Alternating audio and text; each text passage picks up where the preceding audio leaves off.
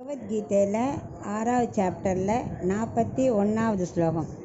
பிராப்ய புண்ணியகிருதாம் லோகான் உஷ்சித்வா சாஸ்வதி சமாஹ சுச்சீனாம் ஸ்ரீமதாம் கேஹே யோகபிருஷ்டோபிஜாயதே.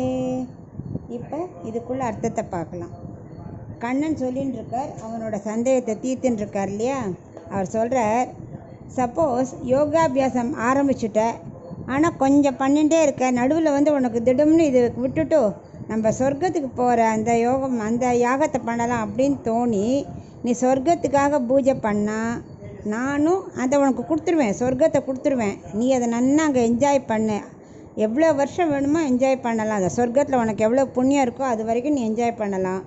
அப்புறம் யோகாபியாசத்துக்கு என்ன பண்ணணும், மறுபடியும் நீ பிறந்து யோகாபியாசத்தை முடிக்கணும் இல்லையா. அதனால் அதுக்கு என்ன பண்ணுவா, நீ எங்கே பிறந்தா உனக்கு அதை கம்ப்ளீட் பண்ண முடியுமோ, அதாவது விட்டத்துலேருந்து மறுபடியும் கண்டினியூ பண்ண முடியுமோ அங்கே உன்னை பிறக்க வைக்கிறேன். அதனால் உனக்கு யோகாபியாசம் ஈஸியாக முடிஞ்சிடும். அதுக்கப்புறம் நீ மோட்சத்துக்கு வா. வெறும் சொர்க்கத்துக்காக மட்டுமே யாகம் செஞ்சவனா புண்ணியம் முடிஞ்சதும் கீழே சாதாரணமாக பறக்கிறான். ஆனால் யோகாபியாசம் ஆரம்பிச்சுட்டு சொர்க்கத்துக்கு மிடில் போனாலும் திரும்பி வரும்போது திரும்பி நீ யோகத்தை கண்டினியூ பண்ண முடியாத இடத்துல உன்னை பறக்க வைப்பேன்.